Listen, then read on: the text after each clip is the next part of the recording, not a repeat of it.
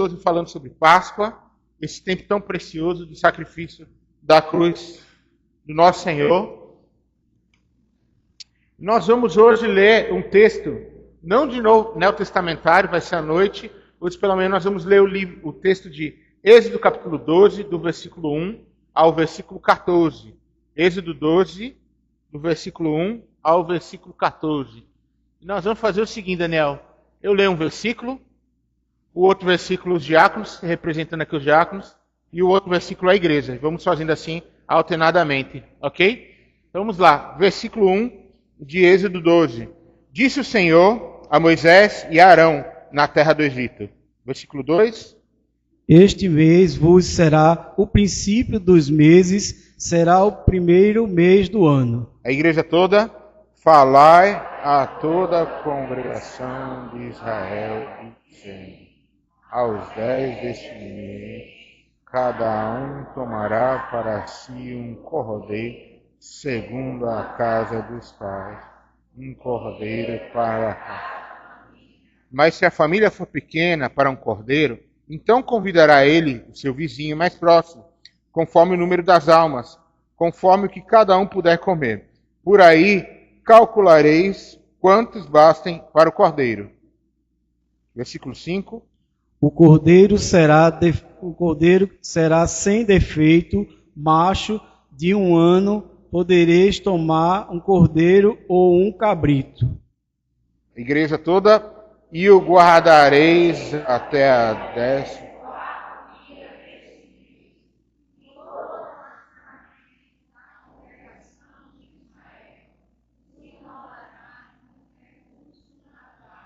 Versículo 7. Agora eu pedi os adolescentes. Cadê os adolescentes?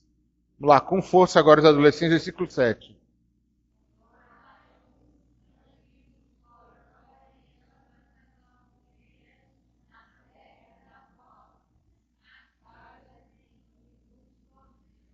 Versículo 8. Vamos mudar agora, só as mulheres.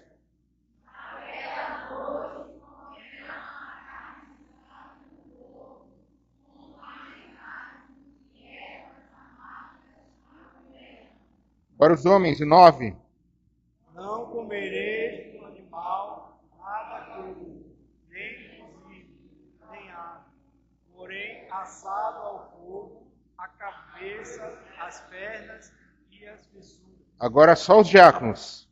Nada deixarei deles até pela manhã, porque porém fica até pela manhã queimado-eis. Desta maneira o comereis lombos cingidos, sandálias nos pés e cajado na mão. Comê-lo-eis à pressa e à Páscoa do Senhor todos, porque naquela noite passarei pela terra do Egito e ferirei na terra os primogênitos, desde os homens até os animais. Executarei juízo sobre todos os deuses do Egito. Eu sou o Senhor. O sangue vos será por sinal nas casas em que estiverdes. Quando eu vir o sangue, passarei por vós, e não haverá entre vós praga destruidora, quando eu ferir a terra do Egito. 14 todos. Este dia vos será o memorial, e os celebrareis como solenidade ao Senhor nas vossas gerações. Oremos, Pai, mais uma vez te agradecemos por essa manhã, por esse tempo que estamos tendo na tua casa, Pai. Que alegria que hoje celebramos a Páscoa, Pai.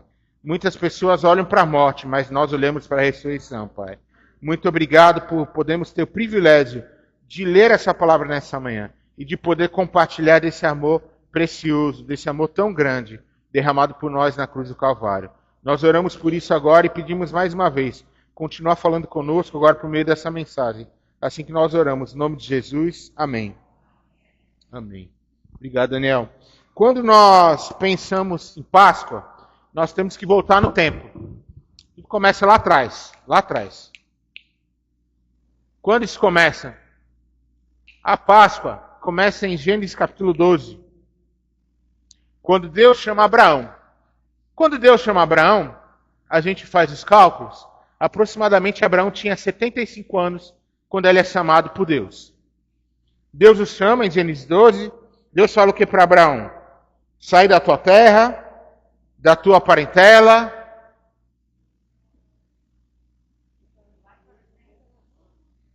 e vai para a terra que eu te... Essa primeira coisa é tremenda. Sabe por quê? Muitas vezes Deus não fala para onde a gente vai. Deus só diz, se prepara que eu vou te levar. Você não sabe nem onde, nem a hora. Imagina o seguinte, quando a gente anda com GPS no carro, ou até quando você pega um Uber 99, normalmente eles usam GPS. E aí tem uma rota, A, B ou C. Hoje, por exemplo, eu vim de aplicativo para a igreja logo cedo. Eu estava no caminho do aplicativo, o homem começou a conversar comigo, que eu falei, misericórdia. Eu fui falando para ele, não, porque ele falou, eu não sou de lado nenhum, mas eu sou mais desse lado. Mas se não é de lado nenhum, mas é mais de um lado, então... E veio conversando. E no meio do caminho, ele errou a rota do GPS. O que acontece quando erra a rota do GPS? Porque teve uma corrida logo cedo em Boa Viagem, a Avenida Boa Viagem estava fechada. E ele veio para vir a Boa Viagem. E aí ele falou, eu esqueci da corrida. E a gente teve que desviar o caminho todinho e recalculou a rota. Muitas vezes caminhar com Deus é a mesma coisa. A gente sai, a gente sabe que é para um destino, mas a gente não sabe para que destino que é. A rota muitas vezes é recalculada no meio do caminho. A gente acha que a gente está indo para um caminho e Deus fala, opa, não é para cá não. Você vai recalcular. Você está errando o caminho, eu vou te levar para o caminho certo. E Deus chama Abraão, quando ele tinha 75 anos, até que chega um momento em que vai vir dessa parentela. Mas Abraão podia ter filhos com sua esposa Sara? Não. E Abraão é pai de um menino chamado Isaac. Com quantos anos? Vocês sabem quantos anos ele tinha? Ele era bem novinho, 99 anos. E se você vai encontrar em Gênesis capítulo 21, nós vemos o cumprimento dessa promessa. Isaac tem 2 filhos. Quais são os filhos de Isaac? Esaú e Jacó. Nós sabemos o que acontece com a história. O filho que era para tomar a primogenitura, o natural seria Esaú. Porém, quem toma a primogenitura é Jacó. E Jacó segue adiante na história. Ele se torna o filho com o direito das bênçãos. E logo Jacó, que a gente sabe que o nome Jacó significa enganador, ele engana seu irmão Esaú, toma para si as bênçãos, e ele sai, fugido, vai para a terra da casa de um tio. Como é o nome desse tio? Lembra? Labão. Vai para Labão, depois de Labão, ele queria casar com uma mulher, não é isso? Como é que era o nome da mulher? Raquel. Porém, Labão era muito inteligente, dá uma enganada, dá uma ludibriada em Jacó e fala, tá bom, você quer enganador, né, nomezinho, é eu que vou te enganar. Ele trabalha 7 anos para ter Raquel. Mas no final, Labão dá ele a Lia. Então ele falou, então trabalhe mais 7 anos para mim e você vai ter Raquel. Logo, Jacó sai de lá, vai para a terra e começa a questão dos filhos. Jacó tem quantos filhos? 10, né? 12 filhos. Jacó tem 12 filhos. Dentre desses 12 filhos, tinha um filho já da sua idade mais da sua idade, da terceira idade, né? Da idade mais avançada, que ele tem um filho, 11º, chamado José, ou José, né? Dependendo, estou melhorando meu inglês, viu, Joseph? Quando vem José sai, é tomado pelos irmãos. José ganha aquela túnica bonita, toda colorida, né? Mais ou menos aquela roupa que Laércio compraria hoje, né? Aquela camisa PR Cardan, né? Pronto. Aquela calça da Zara, né? Aquela camisa da Zara, aquele terno da Zara. Saiu com aquela roupa toda bonita. Os irmãos ficaram o quê? Com ciúmes. Pegaram José e fizeram o quê? Jogaram ele aonde? Num poço. E venderam ele para quem? Para mercadores que estavam indo de caminho ao Egito. Eles levam a José. José vai para a casa de Faraó. Porém, Deus era com José, não era isso? Ele vai para a casa de um tal camarada chamado Potifar, trabalha para Potifar, Deus começa a honrar José na casa de Potifar.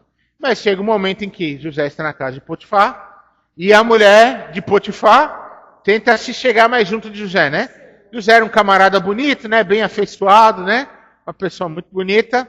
Então ela chega daquele famoso abraço, que vocês já sabem, né? Aquele abraço por trás, de tão forte que é o abraço. Naquela época não era roupa assim, era como túnica. Ela dá aquele puxão, vem Josézinho do Egito. Dá aquela puxada, aquele cheiro no cangote, e José sai correndo e a roupa fica com a mulher de Potifar. E ele vai-se embora voando. Logo depois disso, o que acontece com José? José é levado para onde? Para a prisão. Ele conhece 2 camaradas lá na prisão, não é isso? Eu até falei isso domingo passado sobre isso. Ele conhece o copeiro e o padeiro. E ele vai e revela o sonho dos 2, não é isso? Qual era o futuro do padeiro? Morte. E o futuro do copeiro? Ser restituído ao seu cargo. Então, o copeiro volta ao seu cargo, o padeiro morre. Mas José fala antes do copeiro ir, lembre de mim. E o copeiro lembra de José? Não. Então ele vai, o copeiro chega ali, é apresentado. Aí, Faraó tem um sonho. Depois desse sonho, aí o copeiro lembra de José, né? Lembrou, né? Por fim. Lembra de José. O Faraó manda trazer José. José revela o sonho daquele copeiro. Do copeiro não, de Faraó. Ele revela e conta o sonho. E aí Faraó coloca José sobre o maioral. Era o chefe de estado ali do Egito. O secretário principal. Só abaixo, primeiro-ministro. Primeiro-ministro do rei. E tudo começou a andar muito bem. Ok. Então, José traz sua família. Depois de todo o encontro, que eu não vou entrar em detalhe, encontra seus irmãos, traz seu pai, traz a Jacó, traz todo mundo para morar no Egito. Eles vão para uma parte do Egito e eles se apresentam como pastores, que era um trabalho que os egípcios não gostavam de fazer. E eles começam a trabalhar ali na área de Gozém. Começam a trabalhar e o tempo vai passando. Só que o povo de 12 filhos, os judeus eram igual piolho que se multiplicava, né? Se foi multiplicando na terra. E foi crescendo, crescendo, crescendo esse povo. Passou alguns anos, ninguém mais lembrava de José, ninguém lembrava mais de ninguém, só dos hebreus que estavam fortes. Então o Faraó olha para aquele povo, fala, eles são muito fortes, estão crescendo muito, então a gente vai fazer o quê? A gente vai escravizar eles. E o povo hebreu começa a ser escravizado. E nesse processo em que o povo é escravizado, o povo hebreu é escravizado, nós vamos visualizar outra situação nesse processo. Deus levanta no povo e Faraó manda matar todos os meninos nascidos, primogênitos bebês. Porém, muitos são mortos, mas muitos não. As parteiras, que eram para matar, muitas vezes, com temor ao Senhor, não matam aqueles meninos. Então, certa vez, chega uma mulher, chega para sua filha, chamada Miriam, vamos lá. Chega a Miriam e ela fala para a senhora, olha Miriam, pega esse bebezinho, bota num cesto e leva até o rio, onde a filha de Faraó se banha. E ela leva, e coloca o cestinho e fica ali só, olhando como quem não quer nada, né? Fica lá, cara de paisagem, olhando, e até que a filha de Faraó se encanta com aquele bebê e chama aquela menina. E aquela menina já foi preparada pela mãe e falou, olhe, se você quiser, eu sei quem pode criar esse menino. Aí a filha de Faraó, olha, leve lá e ainda vou pagar. E quem cria Moisés, esse menino chamado Moisés, é a própria mãe. E até aí Deus fazendo seus propósitos acontecendo. Mas o povo hebreu sofria. Então chega um momento que Deus levanta a Moisés, depois que Moisés mata a um egípcio, que estava ali escravizando sobre o povo hebreu, ele sai fugido e vai para uma outra terra. E lá, ele vai para a terra do seu sogro chamado Jetro. E está lá com Jetro, encontra, e lá ele conhece a sua esposa, se casa. Mas Deus chama, enquanto ele está lá, Deus o chama para vir e para chamar o povo, para libertar o povo dos egípcios. Então Deus levanta Moisés e Moisés diz o quê? Eu tenho palavras? Não. Moisés falou assim, não, pode deixar comigo que eu sou excelente na dicção. Eu falo perfeito, eu fiz um curso de oratória e eu estou bom para falar. O que é que Moisés fala? A minha língua é pesada. Alguns dizem de que ele era gago, outros dizem de que ele era fanho. A gente não sabe exatamente qual é esse peso da língua, mas a gente sabe que ele tem essa dificuldade. Então Deus levanta ao seu irmão, Deus fala, então traz Arão. E Arão vai, acompanha Moisés e começa esse momento de encontro com o faraó.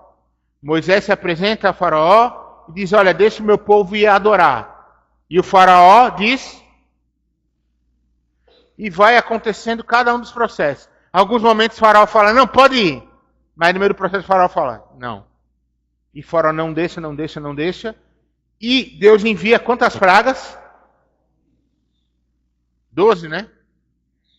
Não é 12, não? 10 pragas. Deus envia 10 pragas sobre o Egito.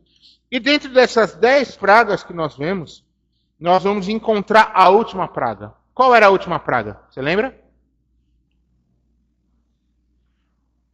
O anjo da morte, nós lemos agora, o anjo da morte passaria pelo Egito e mataria todos os primogênitos, desde que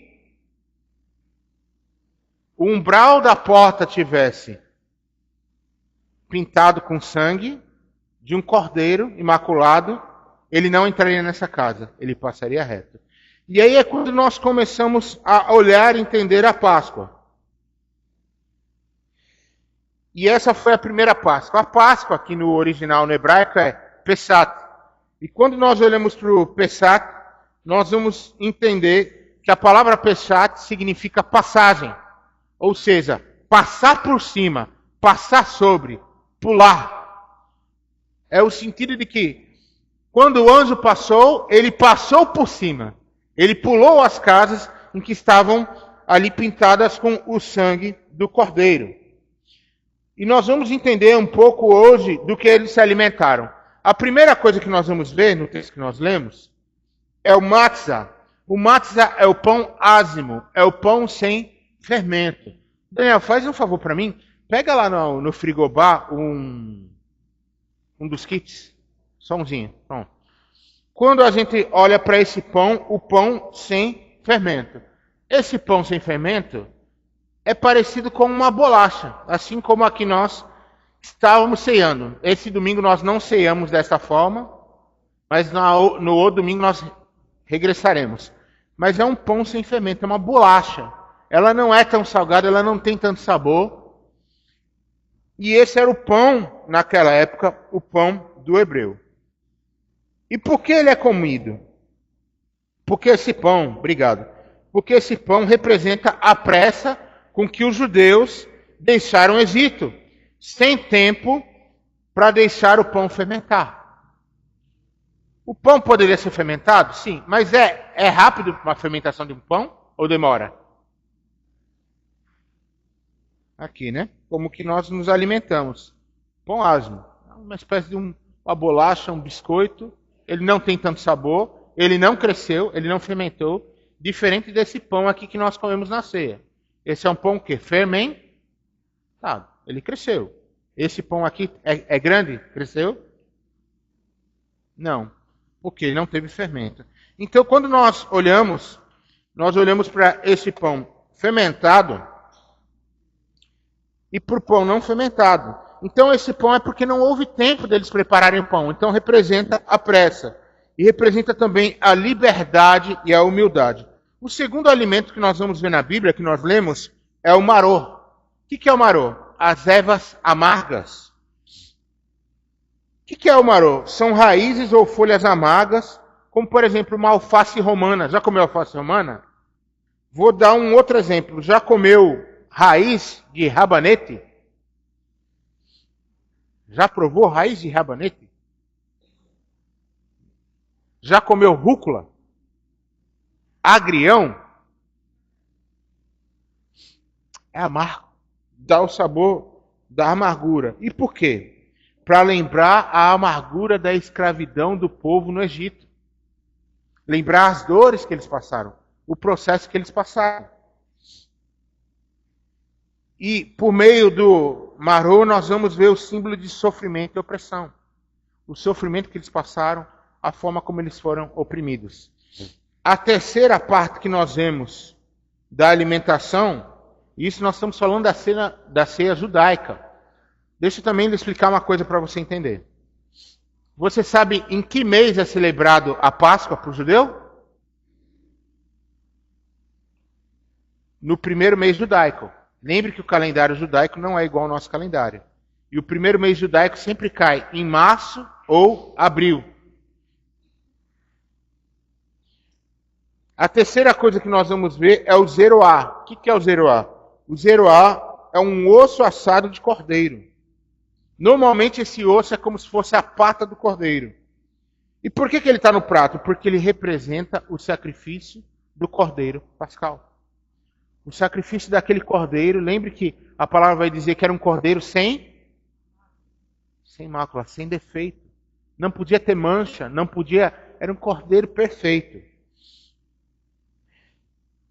E esse cordeiro representa o sacrifício e a redenção. E assim começa a primeira Páscoa. A Páscoa inicia dessa forma, no Antigo Testamento. Mas essa Páscoa já era um prenúncio de um ato que aconteceria 700 anos depois, com a vinda de Jesus. Olha o que vai dizer Isaías 53, de 2 a 7. Isaías 53, de 2 a 7. Isaías, capítulo 53, do versículo 2 ao versículo 7.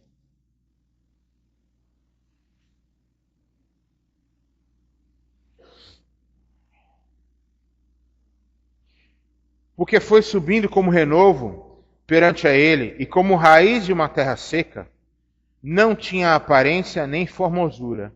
Olhámo-lo, mas nenhuma beleza havia que nos agradasse. Por esse versículo, vamos iniciar aqui. Esse texto está falando, Isaías está prenúncio da vinda de Jesus. Ele não era formoso, ele não chamava atenção. Porque Jesus, a olhos humanos, não era um galã dos galãs, que você olhasse. Não tem aqueles galãs famosos, como é que é o nome de um que o pessoal gosta? Brad Pitt, pronto. Eu estava pensando em outro, viu? Você falou Brad Pitt. Tom Cruise credo, pronto. Aí você olha para o Tom Cruise e Brad Pitt, aquele galanzão, aquele rapaz que quando passa no meio do caminho a mulherada fica, ai, como ele é lindo. Até quando limpa o nariz o camarada é lindo, ai, como ele é lindo. Como é bonito. Jesus não era um galã. O que chamava a atenção de Jesus não era a sua beleza física, mas era a presença de Deus na vida dele. Versículo 3, era desprezado e o mais rejeitado entre os homens, homem de dores e que sabe o que é padecer. E como um de quem os homens escondem o rosto, era desprezado e dele não fizemos caso. Veio para os seus e os seus não receberam. Foi desprezado por muitos, foi desconsiderado por muitos. Versículo 4. Certamente ele tomou sobre si as nossas enfermidades e as nossas dores. Levou sobre si e nós o reputávamos por aflito, ferido de Deus, oprimido. Ele levou sobre si as nossas dores, os nossos pecados. Versículo 5. Mas ele foi o quê? Traspassado pelas nossas transgressões. Jesus foi traspassado na cruz? Foi. E moído pelas nossas iniquidades. O castigo que nos traz a paz estava sobre ele, e pelas suas pisaduras nós fomos sarados. Todos nós andávamos Andávamos desgarrados como ovelhas, cada um se desviava pelo caminho, mas o Senhor fez cair sobre ele a iniquidade de todos nós. Versículo 7. Ele foi o quê?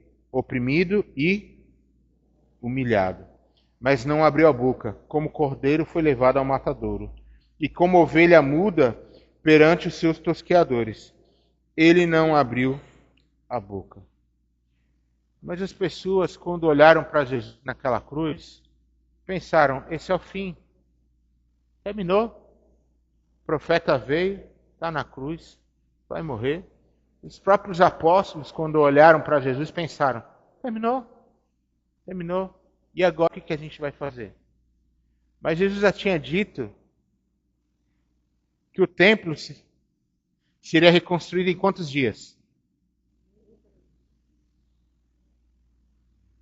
Mas os discípulos não entenderam. Os discípulos pensavam que tudo aquilo era só o final do que estava acontecendo. Porém, quando nós vamos olhar em Mateus capítulo 12, versículo 40, Jesus vai dizer assim, porque assim como Jonas ficou 3 dias e 3 noites dentro de um grande peixe, assim também o Filho do Homem ficará 3 dias e 3 noites no fundo da terra. Jesus já tinha dito, isso é só uma passagem, isso é um pesat, isso é só uma passagem temporária, porque depois de 3 dias, o Filho do Homem vai deixar o fundo da terra. A cruz não era o fim, a cruz era apenas o começo da construção de uma nova história, onde 3 dias após a sua morte, uma nova história foi escrita. Quando Jesus vem, ele completa a verdadeira Páscoa. A Páscoa não é mais necessária, não é mais necessário matar animais, não é mais necessário pegar o sangue dos animais, porque o último sacrifício foi feito na cruz do Calvário. Não é mais necessário sacrifício, não é mais necessário que eu lamente o que aconteceu no Egito, porque quando Jesus veio, ele trouxe uma vida nova, uma nova história e um novo tempo para nós. Quando nós olhamos e entendemos que a morte não conseguiu parar Jesus, mas a ressurreição, quando aquelas mulheres vão àquele túmulo, elas abrem, tiram aquela pedra, os guardas tiram e eles olham que não existia corpo ali, porque o corpo havia sido ressuscitado. Quando eu penso na Páscoa, eu penso no futuro. No momento em que a cruz não parou nosso Senhor. Não tem nada nem ninguém que é capaz de parar os filhos de Deus. A cruz foi o sentido mostrando para a gente que o futuro está naquele que morreu por nós. A nossa esperança, o nosso futuro vem dele. Quando nós pensamos que, quando Paulo está naquele momento tão importante da sua vida, em que ele fala que o viver é e o morrer é, quando ele fala assim, olha, eu não sei se eu vivo, porque se eu vivo é o quê? É para Cristo. É viver a obra dele. E se eu morrer é o quê? É lucro. Por que é lucro morrer para Paulo? É vida eterna. É a certeza de que quando tudo acaba, eu vou para a presença do Pai. E ao mesmo tempo, quando eu penso, se eu vou ficar, eu tenho que viver o quê? A presença de Cristo. Será que a nossa vida é só viver e morrer? Ou é muito mais do que isso? Será que quando Jesus vai declarar João 10:10 e ele fala da vida em abundância, será que a vida em abundância é ter bens, é passear, é se divertir? Ou é uma vida em abundância em Jesus? Faz parte da vida do cristão você ter descanso? Faz, não faz? Faz parte da vida do cristão você poder querer ter uma boa vida? Sim. Mas o principal da vida de Jesus é a abundância em nós. É muito mais do que isso. O próprio Jesus disse que o reino de Deus não é comida nem bebida, mas fazer a vontade do meu Pai. Isso é o reino de Deus. Que nessa manhã a gente possa lembrar que esse sacrifício não foi apenas um pedaço, mas foi o fim de todas as coisas. Quando ele se apresentou naquela cruz, como essa cruz aqui, como nesse madeiro que essa cruz representa, ele se apresentou e ele termina e ele é humilhado naquela cruz. E quando chega ao final, ele fala, está consumado. Quando ele diz está consumado, não é que terminou, mas é que inicia um novo capítulo na história da igreja e na nossa história, na história do povo de Deus. É o começo de algo novo. Eu queria terminar dizendo a você nessa manhã, a cruz, hoje eu falava, quando eu vinha com o motorista de aplicativo, eu dizia para ele, ele falava, não, hoje acordei, fiz minhas orações, tomei meu café, orei desde cedo, e ele tinha um terçozinho lá com uma cruz. E ele falou assim para mim, ele ressuscitou. Aí eu olhei para a cruz dele e tinha um Jesus na cruz dele. Eu falei, mas se ele ressuscitou, por que ele está na tua cruz? Porque essas cruzes o pessoal não sabe o que faz. Eu falei, não sabe mesmo, né? Porque a cruz do cristão está vazia, não está cheia. Ele não está na cruz sofrendo, ele ressuscitou. Então hoje, quando nós pensamos na Páscoa, não é só no sofrimento, mas a gente também pensa que na ressurreição do tempo novo.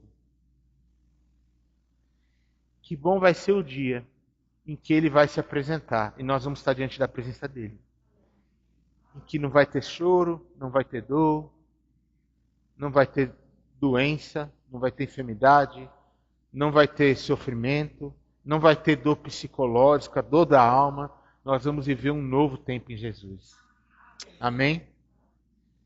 Vamos orar para terminar? Nós estamos terminando já a nossa celebração. Antes de tudo, antes de terminar, aproveitar, já estava esquecendo. Dona Marinete, sempre troco Marisete com Marinete. Marinete, obrigado pela visita, viu? Uma bênção ter a senhora com a gente. Temos a Licinésia também, que estava no processo. Está nas lutas, mas está de volta aqui hoje. Seja bem-vinda. E temos também, além de Léia, também temos aqui a filha de Dura que veio prestigiar, né? Está morando na Paraná, está com a gente. A tia está lá fora, lá cuidando. Priscila, alegria ter vocês com a gente. Vamos orar nesse momento? E esse é um tempo de gratidão. Vamos agradecer. Agradecer pela cruz. Agradecer pelo sacrifício. Agradecer porque essa cruz não está vazia. Agradecer porque Ele morreu por amor a mim e a você. E não teve prova maior. Não teve momento maior.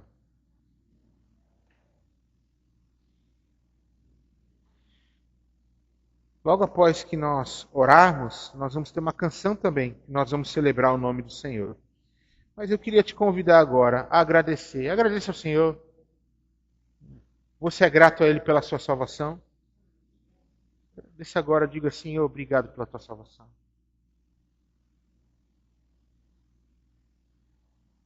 Você é grato pela cruz, diga Senhor, obrigado pela cruz, Senhor. Obrigado pelo teu amor. Louve ao Senhor agora, louve a Ele, o único digno de toda a honra, de todo louvor, de toda adoração.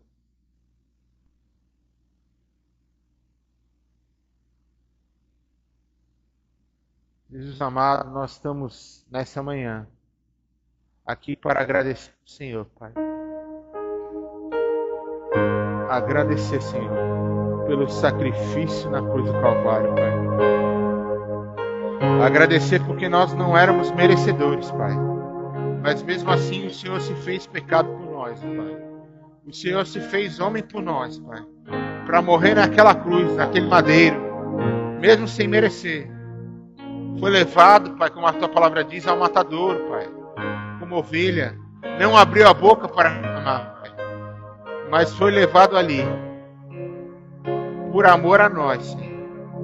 Nós te agradecemos nessa manhã, Pai.